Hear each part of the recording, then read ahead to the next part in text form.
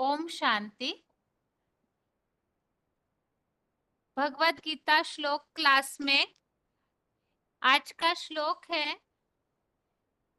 11वें अध्याय का 33वां अध्याय 11 का श्लोक नंबर 33। श्लोक है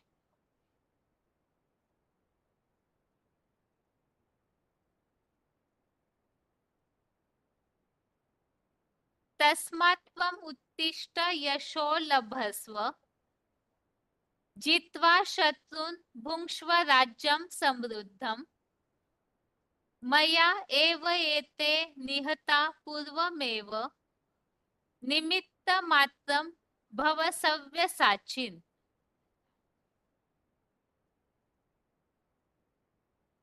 श्लोक दोबारा। तस्मात् त्वम् उत्तिष्ठ यशो लभस्व जित्वा शत्रून् भुङ्क्ष्व राज्यं समृद्धम् मया एव एते निहता पूर्वमेव निमित्तमात्रं भव सव्यसाचिन्। श्लोक फिर से। तस्मात् त्वम् उत्तिष्ठ यशो लभस्व जित्वा शत्रून् भुङ्क्ष्व राज्यं समृद्धम् मया एव एते निहता पूर्वमेव निमित्तमात्रं भव सव्यसाचिन्। अभी श्लोक का संधि विच्छेद है।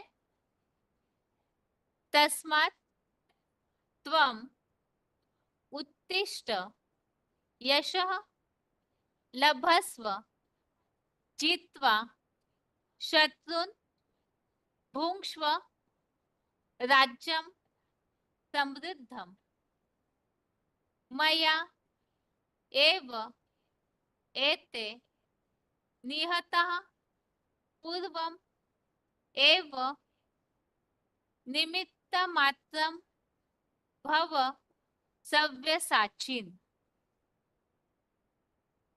11वें अध्याय का 33वां श्लोक हम देख रहे हैं और संधि विच्छेद फिर से। तस्मात् त्वम् उत्तिष्ठ यशः लभस्व जित्वा शत्रून् भुङ्क्ष्व राज्यं समृद्धम् मया एव एते निहताः पूर्वम् एव निमित्तमात्रं भव सव्यसाचिन्। अभी शब्दों के अर्थ है। तस्मात् अर्थात इसलिए, त्वम् अर्थात तू, उत्तिष्ठ अर्थात उठ खड़ा हो, यश अर्थात कीर्ति, लभस्व अर्थात प्राप्त कर, शत्रुओं को जीत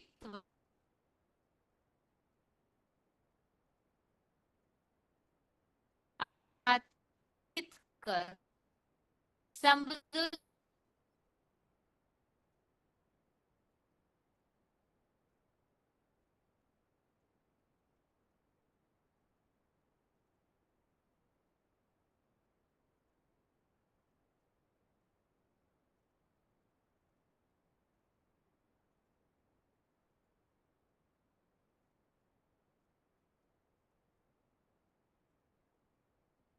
सम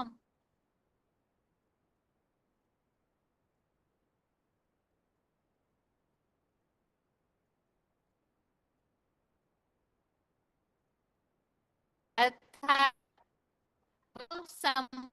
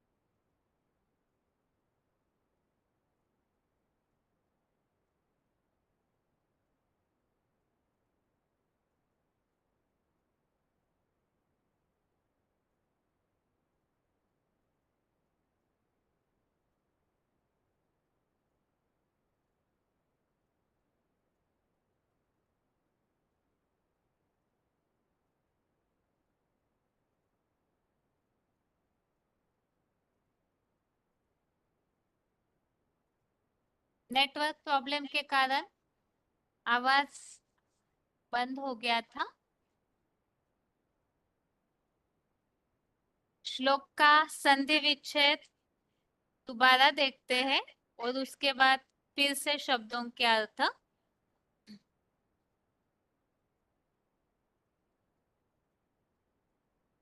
11वें अध्याय के 33वें श्लोक का संधि विच्छेद।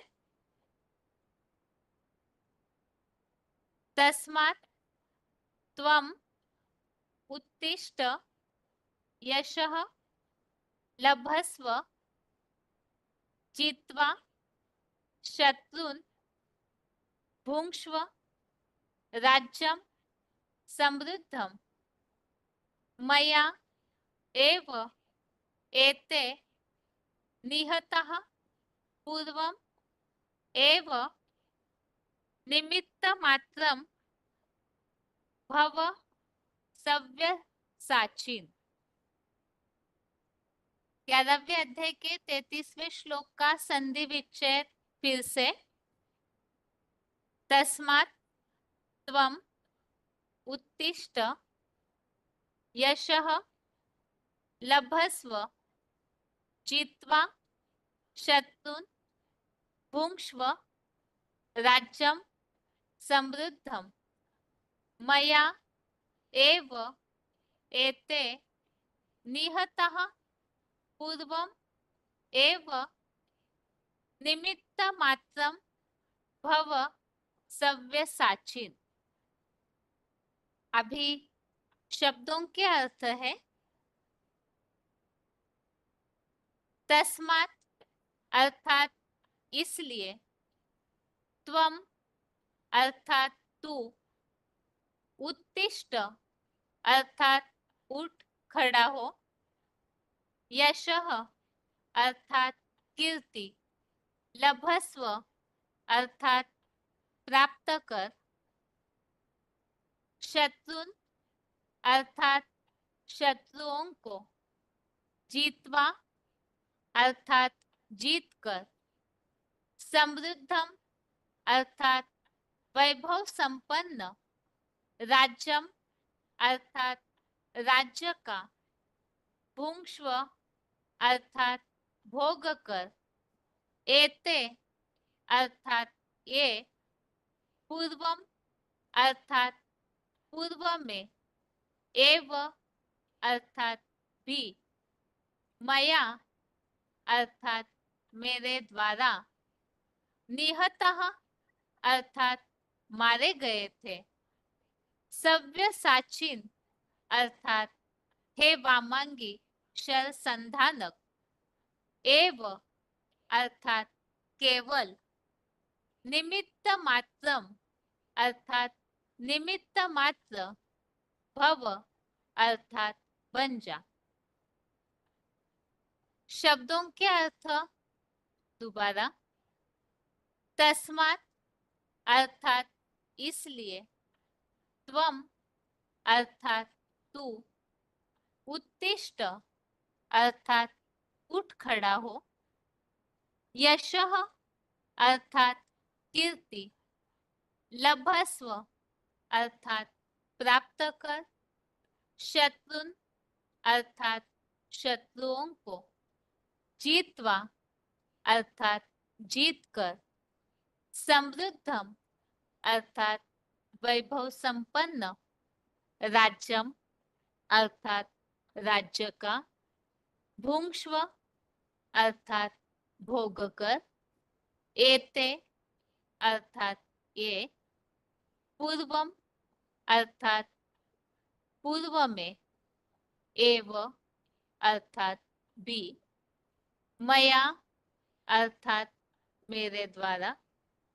निहतः अर्थात मारे गए थे, सव्यसाचिन अर्थात हे वामांगी शर संधानक, एव अर्थात केवल, निमित्त मात्रम अर्थात निमित्त मात्र, भव अर्थात बन जा।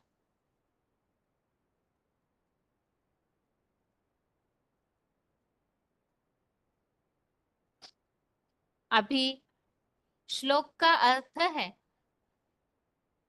इसलिए तू उठ खड़ा हो, कीर्ति प्राप्त कर, शत्रुओं को जीत कर, वैभव संपन्न राज्य का भोग कर।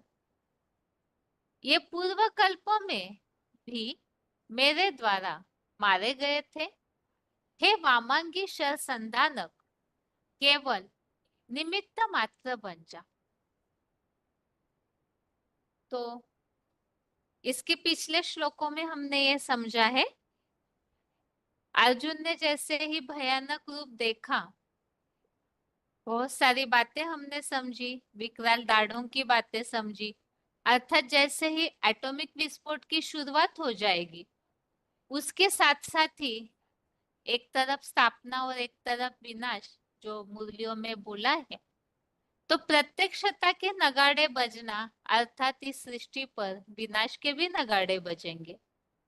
तो उस समय ही जो भयानक रूप, विराट रूप धारण होता है, रुद्र अवतार का वो रूप, जिसे महाकाल बोला है, तो इस संसार का वो महामृत्यु का समय भी होगा। तो उस समय में जो ये सृष्टि का भयानक रूप हो जाता है विराट रूप के प्रत्यक्षता के साथ साथ ही, तो उस भयानक रूप को देख करके स्वतः ही सब उस क्रांतिकारी वाणी रूपी अग्नि रूप मुख में सबके सब घुसने का चित्र भक्ति मार्ग में भी बना है। और यह विराट रूप में भी यह बताया, जैसे पतंगे झपटते हैं अग्नि की ओर, इस तरह से सभी आत्माएं अपने देहभान के विनाश के लिए झपटने लगेंगे। और ऐसा ये जो भयानक रूप है आग उगलता हुआ, इसे देखकर अर्जुन ने ये पूछा कि आप कौन हैं? तो इस पर भगवान ने ये बात बोली कि कालो अस्मि, महाकाल हूँ, इस संसार का महाविनाश करने वाला हूँ। और साथ ही में नई जो दुनिया बनने वाली है विष्णु लोकीय वैकुंठ के लिए श्रेष्ठ आत्माओं के संगठनार्थ लगा हुआ हूँ। तो भगवान ने विनाश की बात तो अर्जुन को समझाई है कि विनाश तो होगा ही, क्योंकि ये महामृत्यु का स्वरूप बनकर के भगवान जब प्रत्यक्ष होते हैं रुद्र अवतार के रूप में, तो इसीलिए ही अर्जुन को भगवान ने 32वें श्लोक में ये बात बताई कि अगर तू युद्ध नहीं भी करेगा तो भी तेरे ये धर्म युद्ध न करने पर भी ये नहीं बचेंगे। क्योंकि पहले अध्याय में अर्जुन को बहुत मोह आ रहा था अपने सगे संबंधियों के प्रति, जो जन्म जन्मांतर के स्वभाव संस्कार संबंधियों से नाता जुड़ा हुआ है, उस कारण दैहिक संबंधियों के प्रति जो भी नंबरवार पुरुषार्थी अर्जुन है, उन्हें मोह आता है, तो युद्ध से पीछे हटते हैं। अनिश्चय निश्चय के चक्र में चलते चलते पुरुषार्थ डाउन हो जाता है। तो ऐसे समय में भगवान ने ये जो नंबरवार पुरुषार्थी अर्जुन है और उसमें भी अव्वल नंबर अर्जुन, उन्हें ये बात समझाई है कि अगर युद्ध न भी करे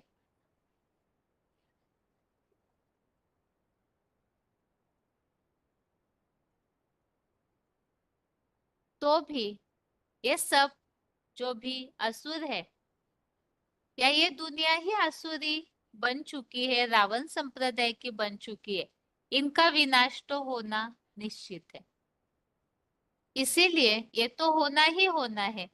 इसीलिए अर्जुन को भगवान ने बोला, तू उठ खड़ा हो, कीर्ति प्राप्त कर, अर्थात युद्ध के लिए तैयार होने के लिए बोला। यह युद्ध कौन सा है, इसे हमने पिछले अध्यायों में समझा है। भगवान ने अर्जुन को कोई देहधारियों को बाण मारने के लिए नहीं बोला, बल्कि काम और क्रोध ये तेरे महाशत्रु है, ऐसा उल्लेख तीसरे अध्याय में भी हमने समझा है। कामेश क्रोधेश रजोगुण समुद्भव, ये महाशत्रु है, इन्हें ही जीतने के लिए बताया हुआ है। तो अर्जुन को भी भगवान ने ये बताया कि उठ खड़ा हो, कीर्ति प्राप्त कर, शत्रुओं को जीत कर, वैभव संपन्न राज्य का भोग कर, अर्थात देह भान को छोड़ देंगे देहभान से पैदा हुए काम क्रोध रूपी शत्रुओं को छोड़ेंगे तो ही नई दुनिया स्वर्ग की बादशाही मिल सकती है। इसके लिए बताया, शत्रुओं को जीत कर वैभव संपन्न राज्य का भोग कर। ये पूर्व कल्प में भी मेरे द्वारा मारे गए थे, तो इसीलिए केवल निमित्त मात्र बन जा। तो इसमें जैसे बताया, तीसरे अध्याय में और एक श्लोक आया है, प्रकृति क्रियमानानि गुणे कर्माणि सर्वशः अहंकार विमूढ़ात्मा कर्ता अहम इति मन्यते। तो इस श्लोक में तो इस बात को स्पष्ट किया है, वास्तव में प्रकृति के द्वारा ये सब ड्रामा अनुसार सब चलते रहता है। ये सब कुछ ढूंढा हुआ है, केवल निमित्त होकर के कार्य करना है। इस श्लोक में इसी तरह एक बात बताई है कि पूर्व कल्प में भी ये मेरे द्वारा मारे गए थे, तो इसीलिए तू केवल निमित्त मात्र बन जा। इसके लिए श्लोक में उल्लेख आया है, निमित्त मात्र भव सव्य साचिन। इससे संबंधित क्लैरिफिकेशन वाले अर्थ में ही इसी बात को स्पष्ट किया है। यहाँ कोई व्यक्तियों को, सगे संबंधियों को मारने की बात नहीं, बल्कि ये शत्रु कौन है और किस तरह से मेरे द्वारा अर्थात भगवान के द्वारा ये मारे जाते हैं, इससे संबंधित उल्लेख आया हुआ है। क्लैरिफिकेशन सहित अर्थ है।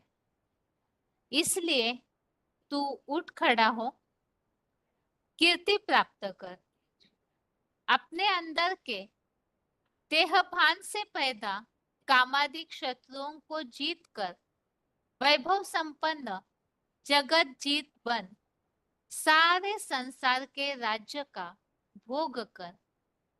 ये कामादिक के साकार रूप दुर्योधन, दुशासन आदि पूर्व कल्प में भी मेरे मूर्त रूप द्वारा देहभान से मारे गए थे। अतः अब भी हे वामांगी शिखंडी रूपा जगदम्बा द्वारा शर संधानक हिम्मत करके केवल निमित्त मात्र बन जा। कल्प कल्प की हुबहू विश्व विजय जैसे हुई पड़ी है। और इसी में ही नीचे फुटनोट में इस बात को स्पष्ट किया है कि कल्प कल्प की विश्व विजय हुबहू हुई पड़ी है, कल्प कल्प लगी प्रभु अवतारा। तुलसी कृत रामायण। और कहते भी हैं, हिस्ट्री रिपीट्स इटसेल्फ, अर्थात इतिहास स्वयं को दोहराता है। हिस्ट्री जो है वो स्वतः ही रिपीट होती है। तो इस श्लोक में इस बात को बताया है, कई बार कोई भी कर्म करते समय, विशेषकर यहाँ तो है युद्ध, वो युद्ध कौन सा है, तो अपने अंदर के देहभान से पैदा कामादिक शत्रुओं को जीतो। तो ये काम क्रोध लोभ मोह अहंकार, ये 5 विकार ही इसमें मुख्य है। काम क्रोध जो देहभान से पैदा होते हैं, तो इन शत्रुओं को जीतने के लिए बताया हुआ है। और इसे जीत कर ही, जैसे कहा जाता है, काम जीते जगत जीत, माया जीते जगत जीत, इंद्रिय जीते जगत जीत। वास्तव में ये बातें एक ही है। माया का पहला रूप काम है, काम विकार, कामनाएं, इच्छाएं, जो कि देहभान से पैदा होती है। तो माया जीते जगत जीत, काम जीते जगत जीत। और इंद्रियों में भी सबसे ज्यादा पतन वाली इंद्रिया भी, तो ये इंद्रिया जीतेंगे तो जगत जीत। और जीतना अर्थात ही बादशाही की प्राप्ति करना, जो मुरलियों में भी इस बात का उल्लेख आता है। वास्तव में देहभान को पूरा नाश करके स्वधर्म में टिकना, अर्थात आत्मिक स्थिति में टिकना, स्वधर्म में टिकने से ही स्वर्ग की प्राप्ति, इसी बात को यहाँ बताया है। अपने अंदर के देहभान से पैदा कामादिक शत्रुओं को जीतकर वैभव संपन्न जगत जीत बन सारे संसार के राज्य का भोग कर। तो मूल बात तो है, कामादिक शत्रुओं को जीतने से ही जगत जीत बन जाएंगे और जो स्वर्गीय सुख है वो प्राप्त होगा। तो अर्जुन को बताया, इसलिए पुरुषार्थ में डाउन नहीं होना। जो पहले अध्याय में जो लास्ट श्लोक है उसमें अर्जुन बिल्कुल अपने देहभान में आकर के शरीर रूपी रथ में बैठ गए, हिम्मत हार के हताश होके बैठ गए। अर्थात जब अपनी कमियां कमजोरियां जो जन्म जन्मांतर की भरी है उस पर जीत नहीं पाते, तभी अनिश्चय बुद्धि होते हैं, पुरुषार्थ छोड़ के युद्ध भूमि छोड़ के पीछे भागते हैं। तो भगवान ने अर्जुन को इसमें स्पष्ट किया है, ये विनाश तो भयंकर रूप से होने वाला है, तो इसीलिए तू उठ खड़ा हो, अर्थात पुरुषार्थ कर, कीर्ति प्राप्त कर अर्थात यश प्राप्त कर और शत्रुओं को जीत कर स्वर्गीय राज्य का भोग कर। ये कामादि के साकार रूप दुर्योधन, दुशासन आदि पूर्व कल्प में भी मेरे मूर्त रूप द्वारा देहभान से मारे गए थे। अर्थात यहाँ सभी के अंदर तो पांच विकार है ही है, कम ज्यादा मात्रा में, तो उनके भी कोई साकार चैतन्य रूप है। कामादि के साकार रूप दुर्योधन अर्थात दुष्ट युद्ध करता और दुशासन अर्थात दुष्ट शासन करने वाले, ऐसे चैतन्य में मुखिया जिनमें 100% ऐसी भावनाएं भरी हुई होती है, तो वो सारे ही दुर्योधन दुशासन के साकार रूप पूर्व कल्प में भी मेरे मूर्त रूप अर्थात परम पिता जिस साकार रूप के द्वारा इस सृष्टि परिवर्तन का कार्य करते हैं, उस मूर्त रूप के द्वारा देहभान से मारे गए थे। यहाँ पहले अध्याय से ही हम इस बात को समझ ही रहे हैं, भगवान कोई हिंसक युद्ध तो सिखाते नहीं है। यहाँ देहभान से मारने की बात है, देहभान खत्म हो जाता है भगवान के ज्ञान बाणों से। जिस तन द्वारा परम पिता ज्ञान देते हैं उनके द्वारा सबका देहभान नष्ट करवाया जाता है। तो इसीलिए अर्जुन को ये बात बताई, अब भी हे वामांगी शिखंडी रूपा जगदम्बा द्वारा शर संधान, अर्थात वामांगी अर्थात स्त्री को वामांगी कहा जाता है, तो यह जगदम्बा द्वारा शर संधान यहाँ है। वास्तव में जैसे कि बोला जाता है, शंकर विनाश नहीं करते, शक्तियों को निमित्त बनाया हुआ है। तो इसी तरह से यहाँ भी जगदम्बा शक्तियां, उसमें भी मुख्य जगदम्बा है जो असुर संहारिणी है। तो ये जो विनाश का कार्य है,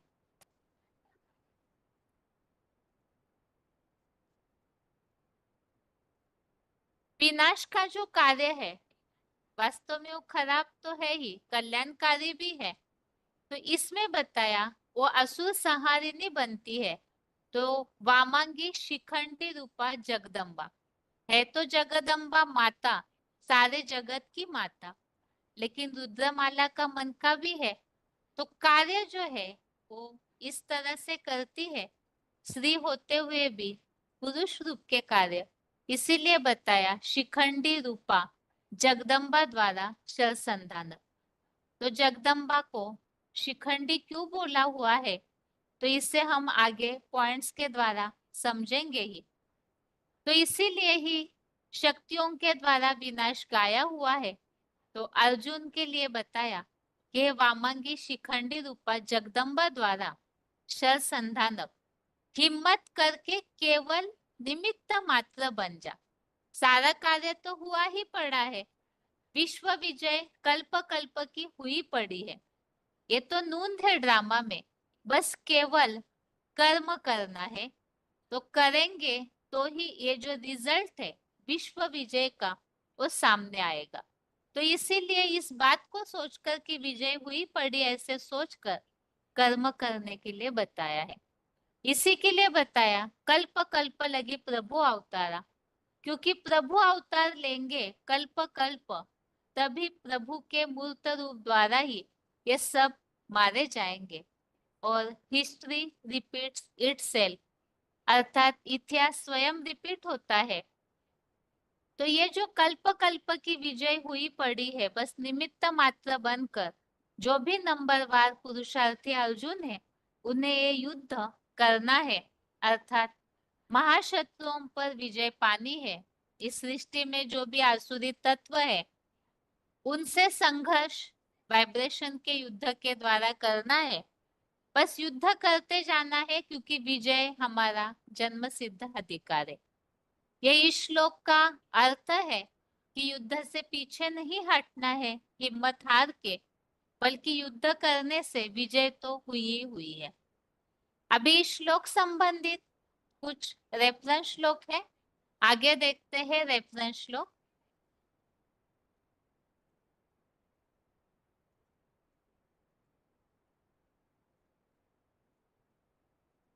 आगे है रेफरेंस श्लोक।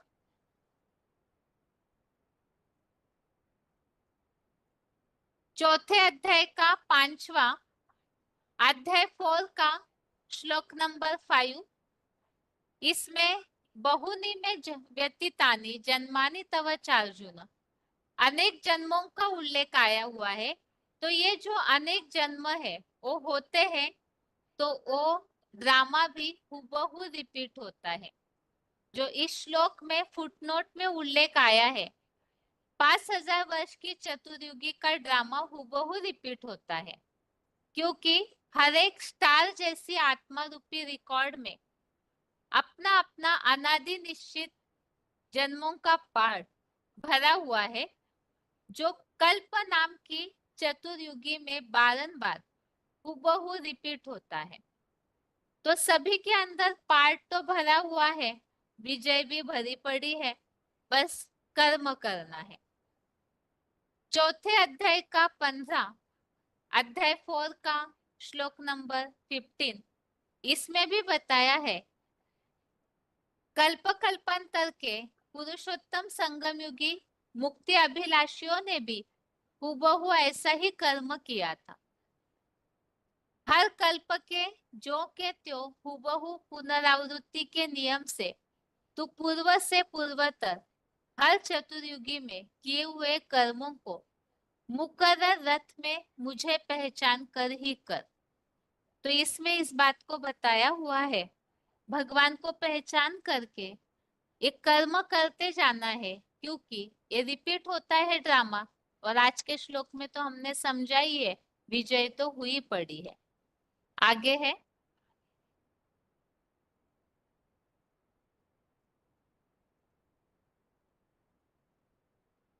18वें अध्याय का 47 अध्याय 18 का श्लोक नंबर 47। इसमें भी हूबहू ड्रामा रिपीट होता है। इस बात का उल्लेख आया हुआ है कि जड़ प्रकृति के देहभान वाले विरुद्ध गुण से आत्मधर्म सुख से पालने कारण श्रेष्ठ है। कल्प कल्प की 5000 वर्षीय चतुर्युगी की हूबहू शूटिंग में अपने स्वभाव से नियत किए हुए किसी भी वर्ण के कर्म को करते हुए, यहाँ भी यही बात है कि हमें अपने कर्म करना है, युद्ध करते रहना है। और दूसरे अध्याय का 37 अध्याय 2 का श्लोक नंबर 37, इसमें इस बात का उल्लेख आया हुआ है, अगर मौत पाई तो भी स्वर्ग पाएगा, और जीत कर भी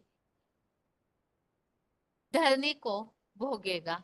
इसलिए gateway to heaven Mahabharata युद्ध के लिए निश्चय कर उठ खड़ा हो। विश्व विजय तेरा ही जन्म सिद्ध अधिकार है।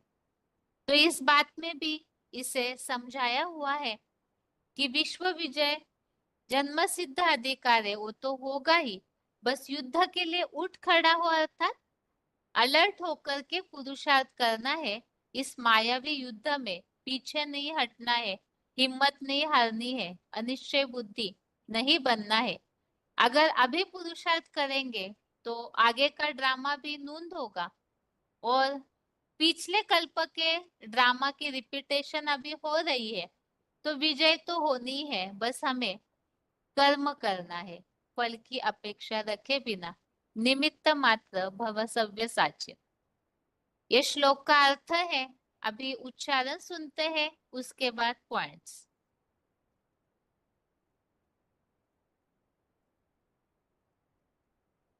तस्मात् त्वमुत्तिष्ठ यशो लभस्व जित्वा शत्रून् भुङ्क्ष्व राज्यं समृद्धं मया एव एते निहताः पूर्वमेव निमित्तमात्रं भव सव्यसाचिन्।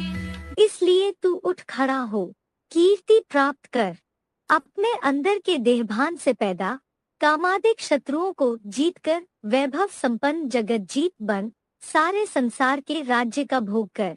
ये कामादि के साकार रूप दुर्योधन दुशासनादि पूर्व कल्प में भी मेरे मूर्ति रूप द्वारा देहभान से मारे गए थे, अतः अब भी हे वामांगी शिखंडी रूपा जगदम्बा द्वारा शरसंधानक हिम्मत करके केवल निमित्त मात्र बन जा। कल्प कल्प की हूबहू पुनरावृत्ति जैसे हुई पड़ी है, कल्प कल्प लगी प्रभु अवतारा। तुलसी कृत रामायण कहते भी हैं, हिस्ट्री रिपीट्स इटसेल्फ। तस्मात् त्वमुत्तिष्ठ यशो लभस्व जित्वा शत्रून् भुङ्क्ष्व राज्यं समृद्धं मया एव एते निहताः पूर्वमेव निमित्तमात्रं भव सव्यसाचिन्। इसलिए तू उठ खड़ा हो, कीर्ति प्राप्त कर, अपने अंदर के देहभान से पैदा कामादिक शत्रुओं को जीतकर वैभव संपन्न जगत जीत बन सारे संसार के राज्य का भोग कर। ये कामादि के साकार रूप दुर्योधन दुशासनादि पूर्व कल्प में भी मेरे मूर्ति रूप द्वारा देहभान से मारे गए थे, अतः अब भी हे वामांगी शिखंडी रूपा जगदम्बा द्वारा शरसंधानक हिम्मत करके केवल निमित्त मात्र बन जा। कल्प कल्प की हूबहू पुनरावृत्ति जैसे हुई पड़ी है, कल्प कल्प लगी प्रभु अवतारा। तुलसी कृत रामायण कहते भी हैं, हिस्ट्री रिपीट्स इटसेल्फ।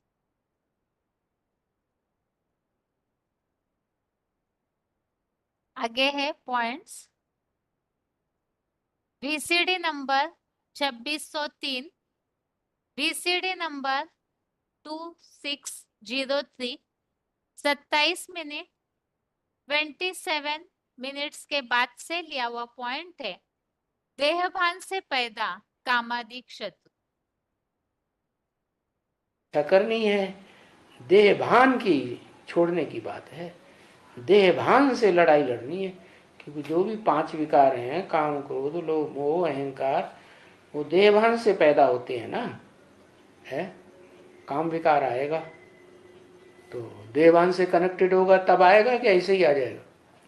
है पहले जो देह की इंद्रियां हैं, काम इंद्रिय है, उससे कनेक्शन है मन बुद्धि का, तो वो विकार पैदा होगा। तो बताया चाहे काम हो, चाहे क्रोध हो, चाहे लोभ हो, ये सारे विकार तभी आते हैं जब देह अभिमान होता है। देह अभिमान जो है वो सब विकारों का माई बाप है। अगला पॉइंट है VCD number 2455, VCD number 2455, 14 minute 14 minutes के बाद से लिया हुआ पॉइंट है। कामादिक शत्रुओं को जीतकर जगत जीत बन।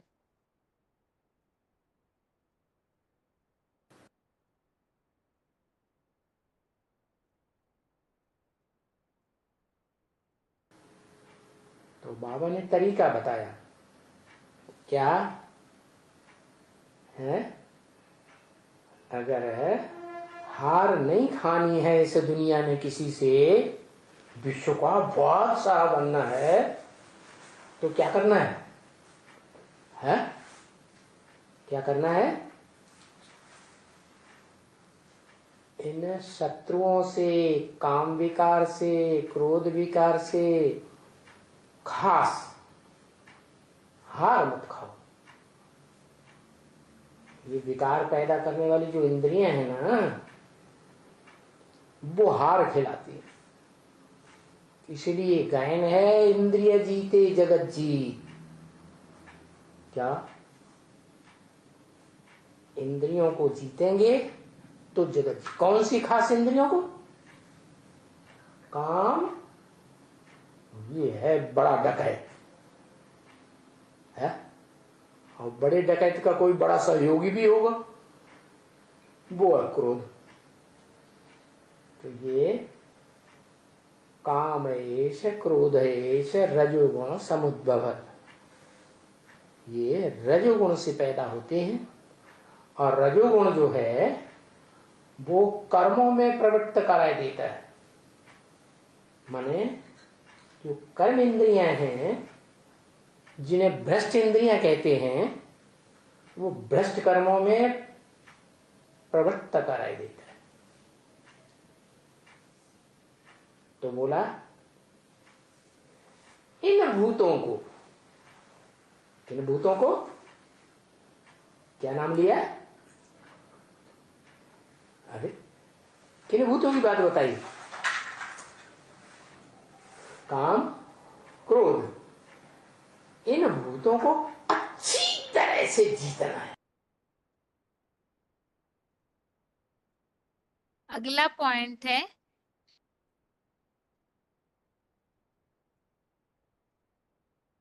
Audio number 206, audio number 206, 54 minute 54 minutes के बाद से लिया हुआ पॉइंट है।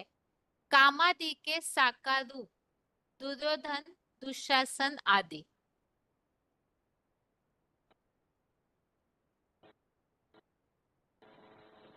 नाम क्या रखा है? दुह, दुष्ट।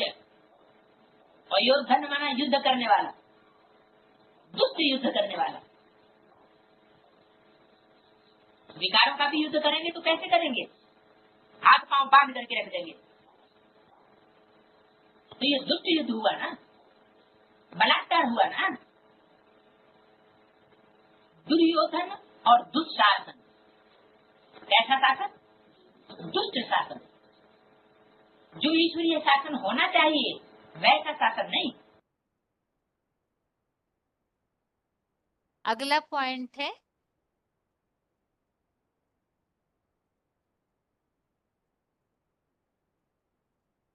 VCD नंबर 2386, VCD नंबर 2386, 3 घंटा 16 मिनट 3 आवर्स 16 मिनट्स के बाद से लिया हुआ पॉइंट है।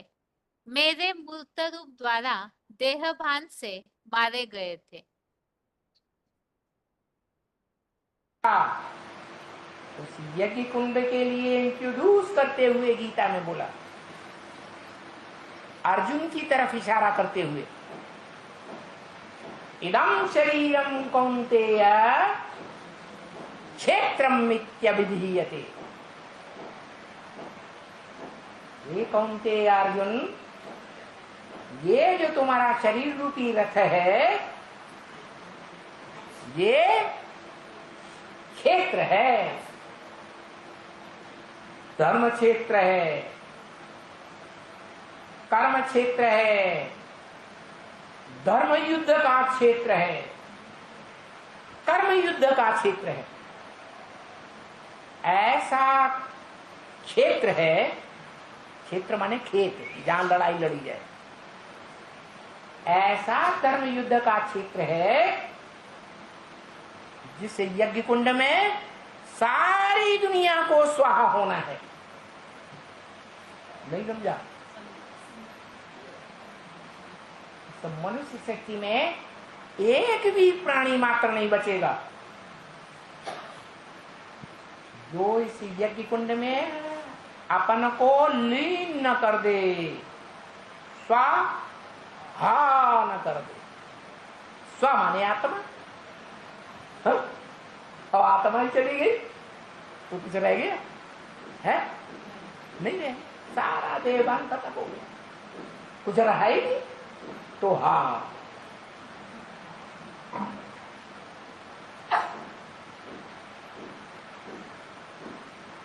तो ये जो शरीर रूपी रथ है, ये यज्ञ कुंड है। अगला पॉइंट है वार्तालाप number 751, discussion number 751, 41 minute 41 minutes के बाद से लिया हुआ पॉइंट है शिखंडी रूपा जगदम्बा।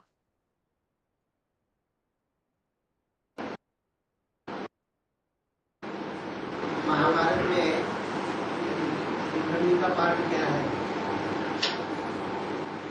शिखा कहते हैं चोटी को, और अंडी कहते हैं बीज को। तुम बच्चे चोटी के ब्राह्मण हो, उन चोटी के ब्राह्मणों में कोई अंडा भी होगा, कोई अंडी भी होगी। अरे कोई होगी कि नहीं? अंडा कौन है? जो चोटी के ब्राह्मण हैं, यज्ञ के आदि में भी चोटी के ब्राह्मण थे और अभी भी चोटी के ब्राह्मण साबित होने वाले हैं, हो रहे हैं।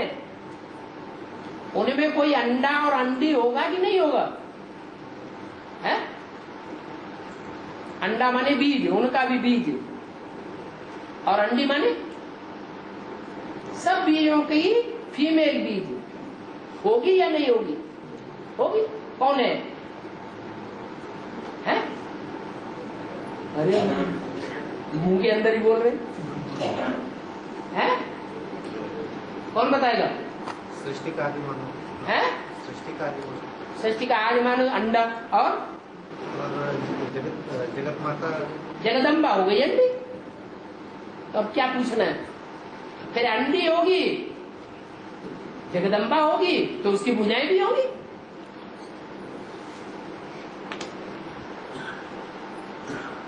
तो शिखा की अंडी कही गई।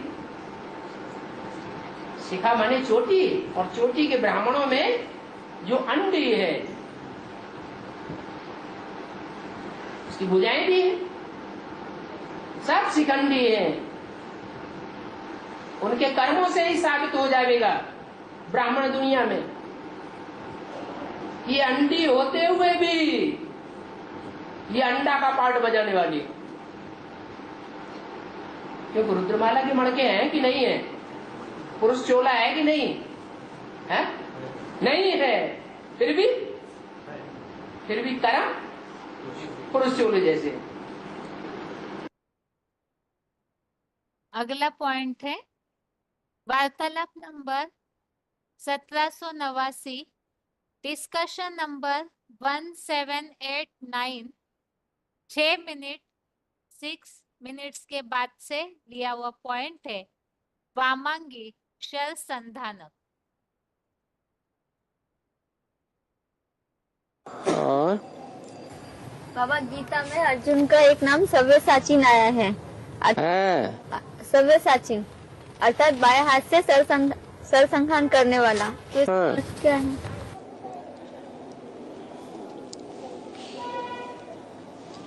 उनका जो बायां हाथ कौन है?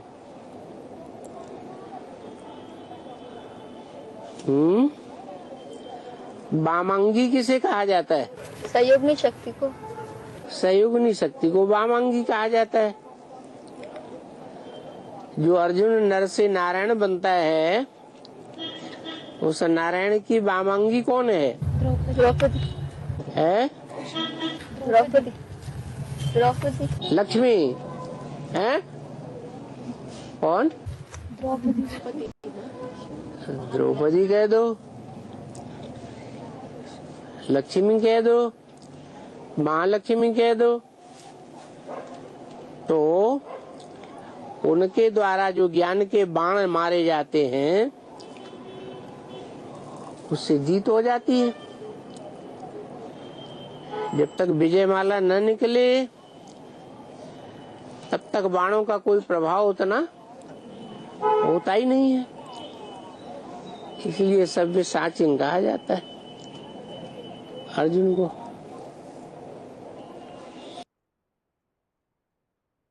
अगला पॉइंट है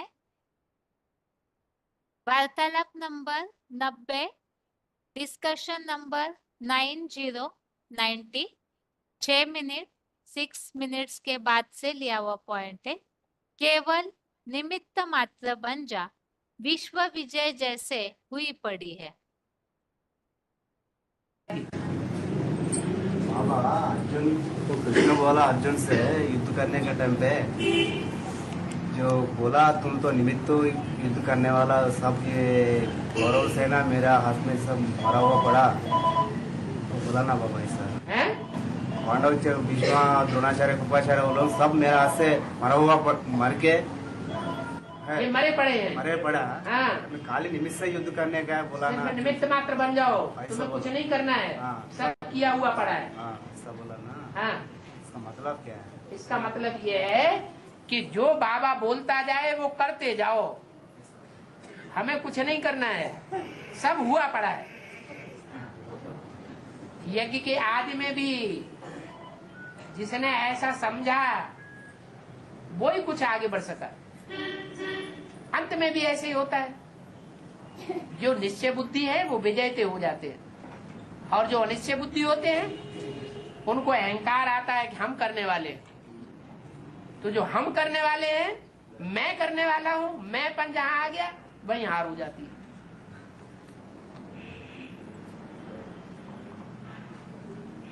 मैं करने वाला होता तो 63 जन्म वहां भी तो मैं था। अगला पॉइंट है वार्तालाप नंबर 231, 231, डिस्कशन नंबर है 231, 31 मिनट 31 मिनट्स के बाद से लिया हुआ पॉइंट है। कल्प कल्प की हुबहू विश्व विजय जैसे हुई पड़ी है।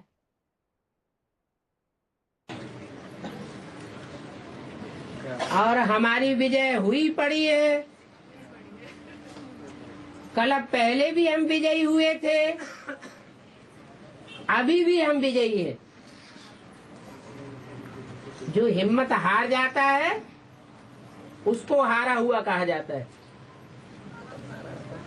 मन के हारे हार, मन के जीते जीत।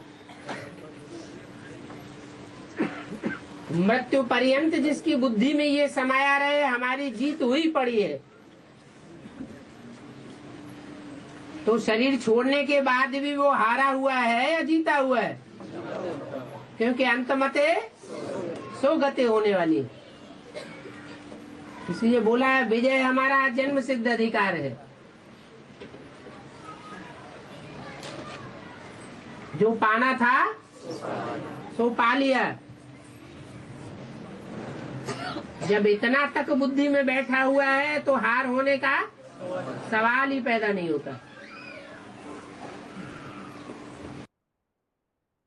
अगला पॉइंट है VCD नंबर 2484, VCD नंबर 2484, 1 घंटा 9 मिनट 1 आवर 9 मिनट्स के बाद से लिया हुआ पॉइंट है। कल्प कल्प लगी प्रभु अवतारा।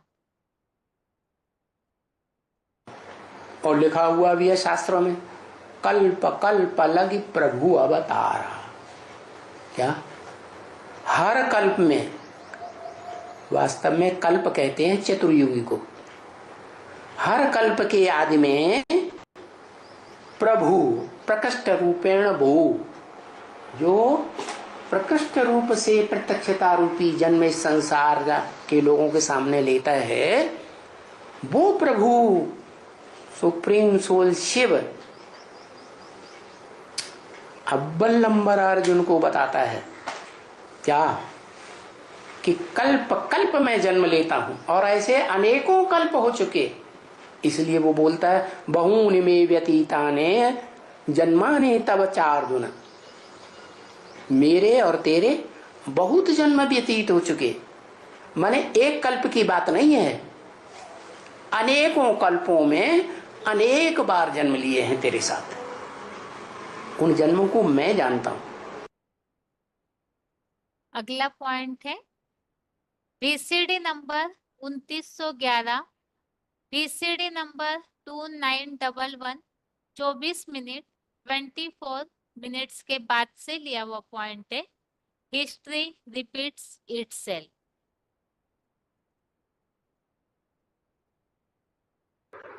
क्योंकि उस दुनिया की हिस्ट्री रिपीट होती है। कहते हैं ना, हिस्ट्री रिपीट्स इटसेल्फ।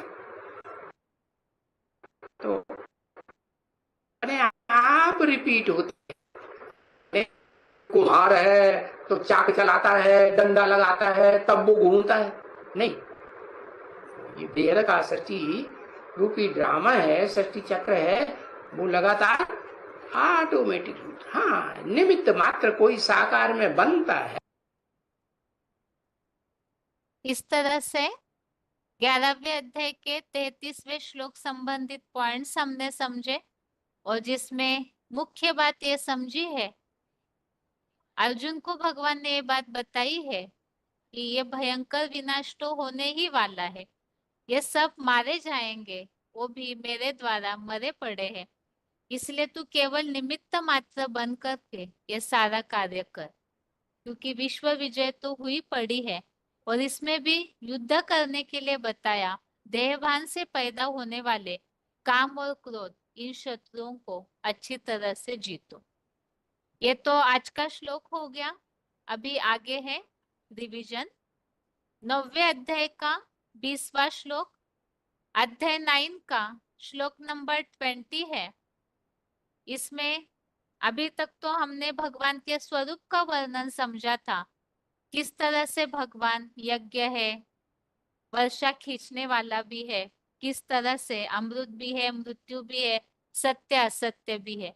काफी सारे श्लोकों में हमने भगवान के स्वरूप का वर्णन समझा। अभी ऐसे स्वरूप के लिए ही जो भगवान की उपासना करते हैं, तो उस उपासना का क्या फल मिलता है, उसके बारे में इस 9वें अध्याय के 20वें श्लोक में बताया है। यहाँ टॉपिक चेंज हुआ है और अध्याय 9 का श्लोक नंबर 20,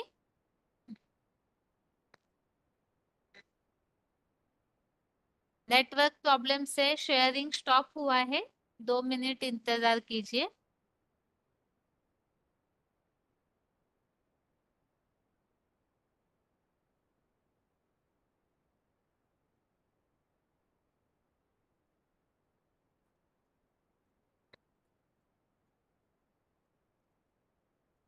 तो श्लोक है अध्याय 9 का श्लोक नंबर 20 श्लोक। श्लोक है त्रैविद्या माम सोमपः पूत पापा यज्ञरिष्ट्वा स्वर्गन्ति प्रार्थयन्ते ते पुण्यमासाद्य सुरेंद्र लोकम अश्नन्ति दिव्यान दिवि देव भोगान। श्लोक फिर से, त्रैविद्या माम सोमपः पूत पापा यज्ञैरिष्ट्वा स्वर्गन्ति प्रार्थयन्ते ते पुण्यमासाद्य सुरेंद्र लोकम अश्नन्ति दिव्यान दिवि देव भोगान। अर्थात पुरुषोत्तम संगम युग के जो ब्रह्मावत्स ब्राह्मण, देवता, क्षत्रिय, 3 धर्मों की स्थापना वाली विद्याओं के जानकार, ज्ञान चंद्रमा रूप संगठित चतुर्मुखी ब्रह्मा से शिव प्रदत्त सोमरस पीते हैं, उस मीठे मीठे ज्ञान के मंथन से पाप मुक्त ब्राह्मण यज्ञ सेवाओं से मुझे शिव बाबा को प्रसन्न करके सतयुग त्रेता में आधा कल्प स्वर्गीय श्रेष्ठ गति पाने की प्रार्थना करते हैं। वे दिव्य लोकों में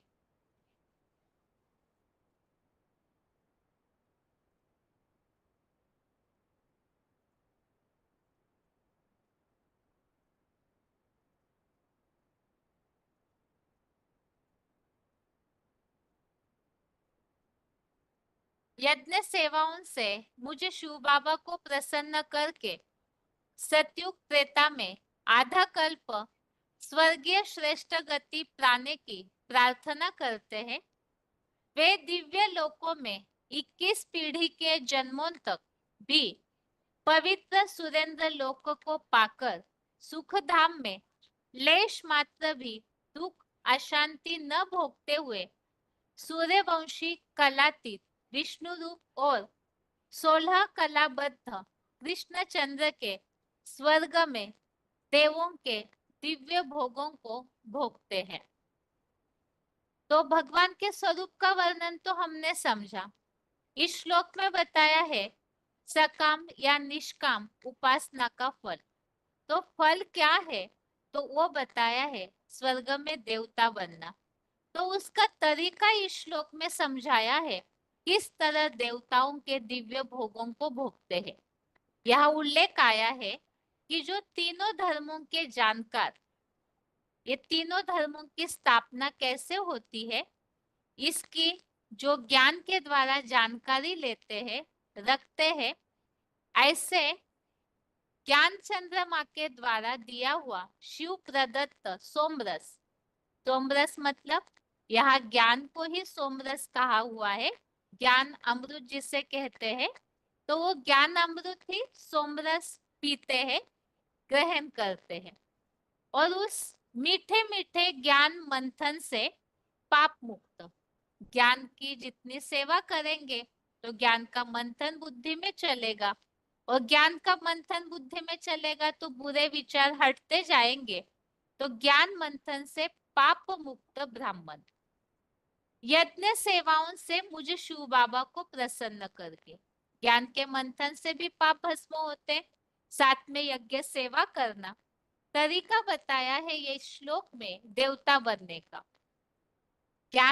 एक तो ज्ञान रस पीना है, उस ज्ञान रस का मंथन करके पाप मुक्त होना है, साथ में ज्ञान के आधार से यज्ञ सेवाओं से शिव बाबा को प्रसन्न करना है।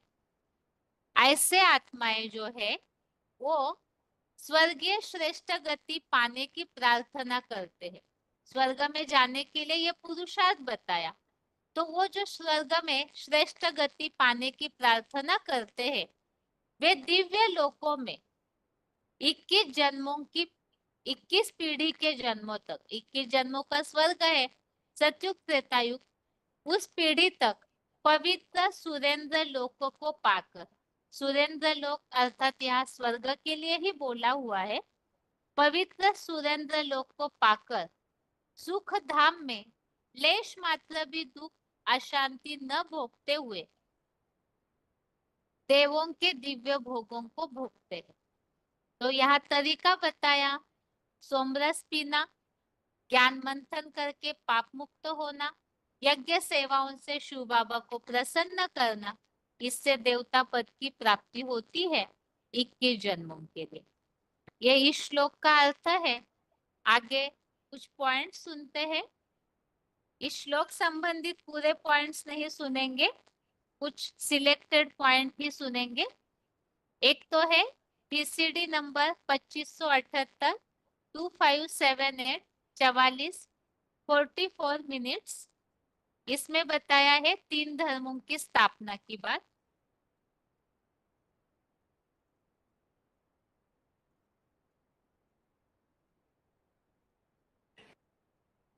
ये इन्यूरेबल टाइम्स अनगिनत बार हुआ है, कल्प कल्प रिपीट होता है।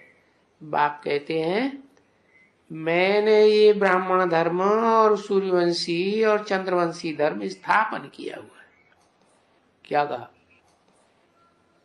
इसका जिक्र गीता में भी है। मनुष्यों ने जो गीता लिखी है उसमें भी त्रय विद्या सोमपा पूत पापा ऐसे ऐसे बोला हुआ है, लेकिन कोई का ध्यान नहीं जाता है कि भगवान जब आते हैं तो कितने धर्म स्थापन करते हैं। 3 धर्म स्थापन करते हैं। ब्राह्मण जो पक्के ब्राह्मण होते हैं वो पास हो जाते हैं, फुल पास हो जाते हैं, और जो कच्चे होते हैं वो फेल हो जाते हैं, तो जो पास हो जाते हैं वो पक्के देवता बनते हैं, फेल हो जाते हैं तो क्षत्रिय बनते हैं। तो 3 धर्म हो गए। सबसे ऊंचा धर्म कौन सा हुआ? सबसे ऊंचा धर्म हुआ ब्राह्मण धर्म। परम ब्रह्म से जो पैदा हुए ब्राह्मण हैं, जब ब्रह्मा परम तो बच्चे भी ऊंची कोट के। तो उन बच्चों का नाम दिया हुआ है रुद्रवत्स, रुद्रगण, रुद्रमाला। तो ये हुए सूर्यवंशी।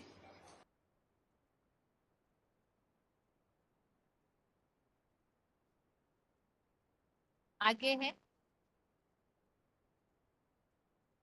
वार्तालाप number 1536, discussion number 1536, 34 minute 34 minutes के बाद से लिया हुआ पॉइंट है। ज्ञान चंद्रमा रूप संगठित चतुर्मुखी ब्रह्मा से शिव प्रदत्त सोमरस पीकर उस मीठे मीठे ज्ञान के मंथन से पाप मुक्त ब्राह्मण।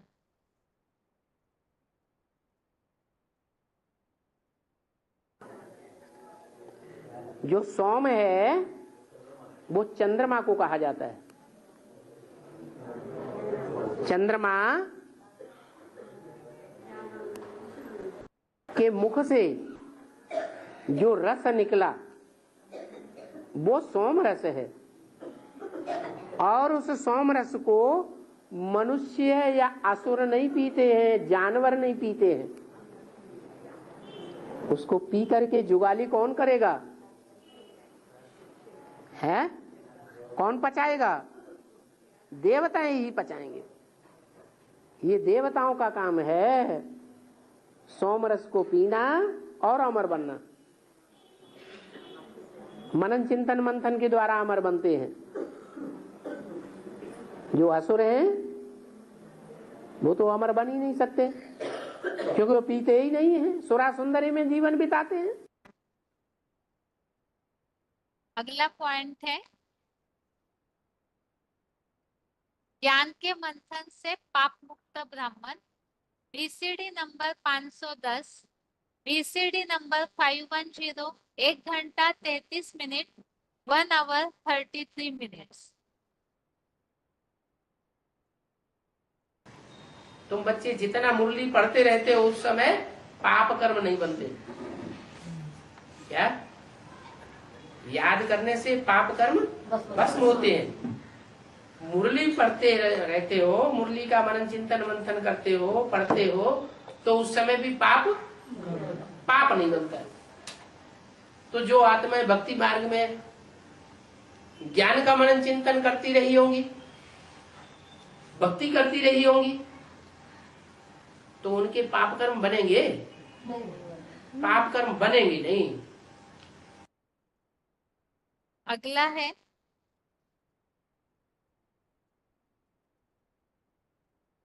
BCD number 786, 786, 25 minute 25 minutes. यज्ञ सेवाओं से मुझे शिव बाबा को प्रसन्न करते हैं।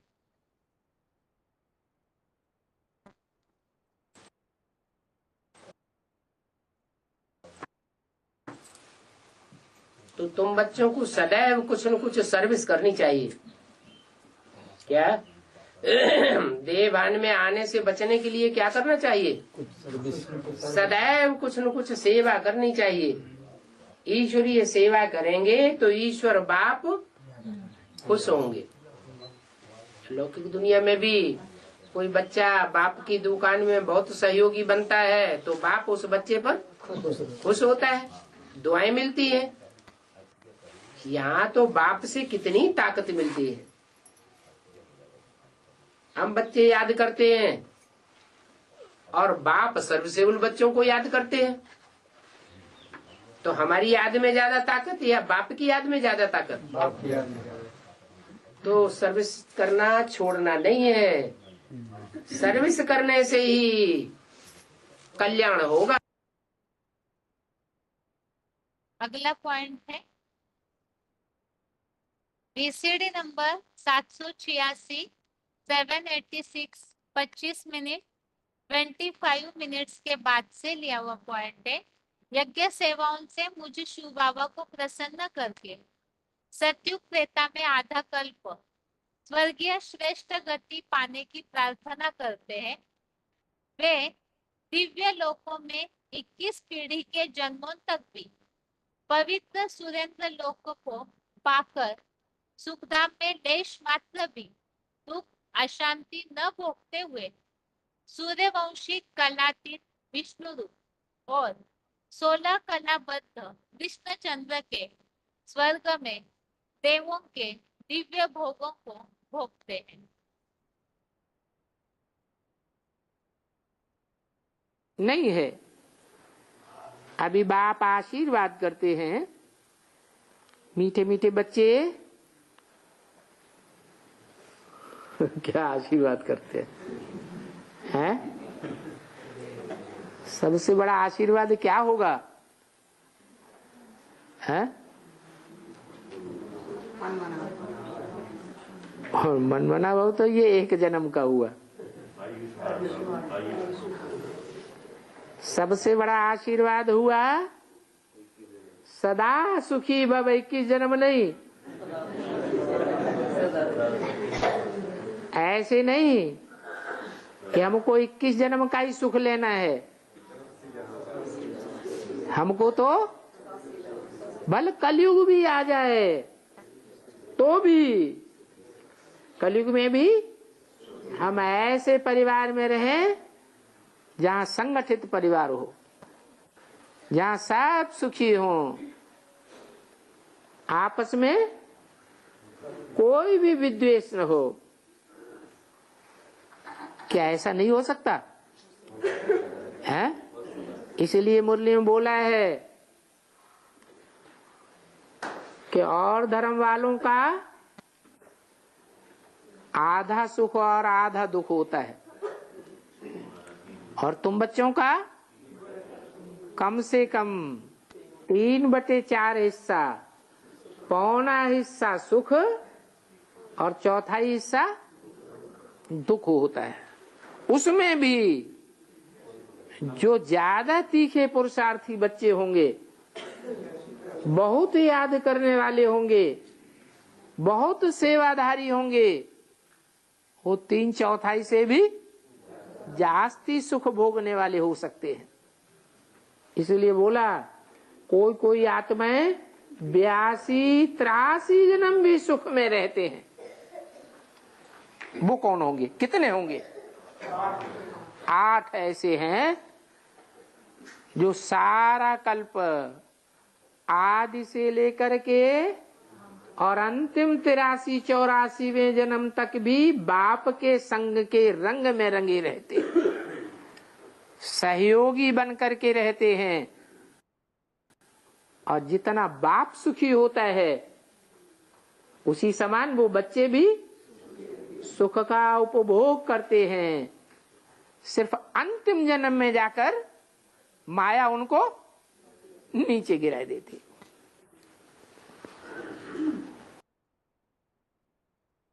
तो ये 9वें अध्याय के 20वें श्लोक का अर्थ हमने समझा। देवता बनना है तो ज्ञान के रस को, सोमरस को पीना है, और साथ में ही ज्ञान मंथन के द्वारा पाप मुक्त होना, और यज्ञ सेवाओं से जो शिव बाबा को प्रसन्न करते हैं उन्हें फिर देवताई पद की प्राप्ति होती। अभी आज के श्लोक को एक बार रिवाइज करके आज का क्लास पूरा करेंगे। 11वें अध्याय का 33वां श्लोक है,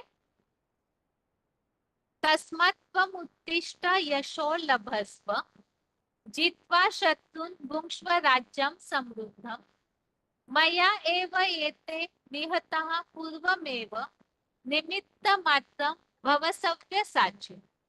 श्लोक फिर से, तस्मात् त्वम् उत्तिष्ठ यशो लभस्व जित्वा शत्रुन् भुङ्क्ष्व राज्यं समृद्धम् मया एव एते निहताः पूर्वमेव निमित्तमात्रं भव सव्यसाची।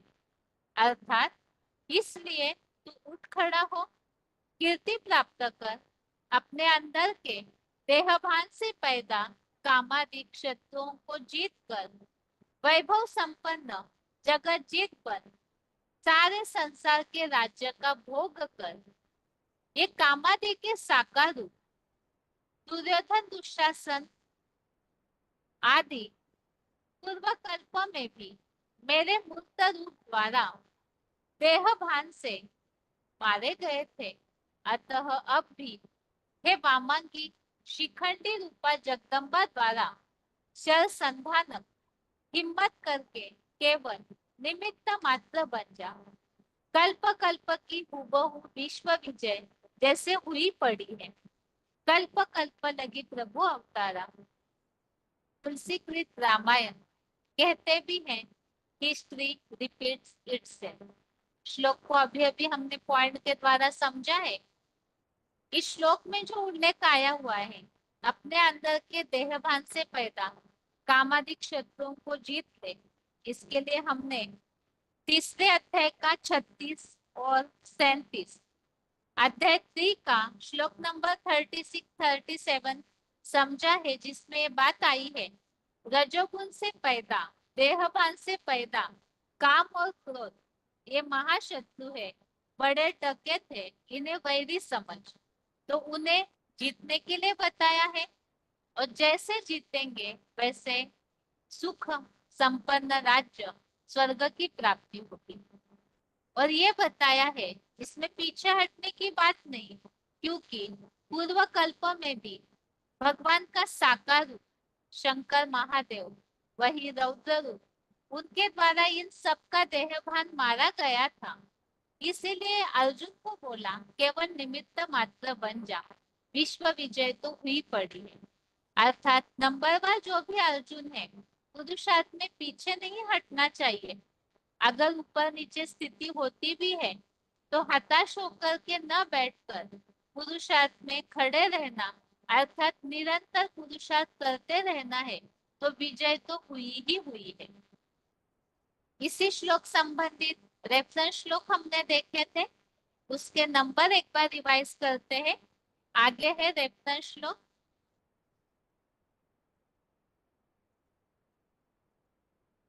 चौथे अध्याय का 5वां और 15वां, अध्याय 4 का श्लोक नंबर 5, श्लोक नंबर 15। इन दोनों श्लोकों में भी हुबहू रिपीटेशन की बात, इस बात का उल्लेख आया हुआ है। आगे है 18वें अध्याय का 47, अध्याय 18 का 47, इसमें भी हुबहू रिपीटेशन की बात आई हुई है। और दूसरे अध्याय का 37, अध्याय 2 का 37, इसमें आया है विश्व विजय तेरा जन्म सिद्ध अधिकार है, इसलिए निश्चय करके उठ खड़ा हो और युद्ध कर। तो इस तरह से 11वें अध्याय के 33वें श्लोक को हमने समझा। एक खास पुरुषार्थियों के लिए श्लोक है, केवल निमित्त मात्र बनकर कर्म करने हैं, क्योंकि हुबहू ड्रामा रिपीट होता है। तो पूर्व कल्प में भी हम विजयी बने थे, अब भी विजयी बनेंगे, बस पुरुषार्थ में हिम्मत नहीं हारनी है। तो अर्जुन के लिए भगवान ने बताया निमित्त मात्र बनकर सारा कार्य कर, पुरुषार्थ कर। और इसके साथ ही 9वें अध्याय का रिवीजन का 20वां श्लोक और 11वें अध्याय के 33वें श्लोक को आज के क्लास में हमने समझा है। इसके साथ ही आज के लिए गीता क्लास यहाँ पूरा हो रहा है।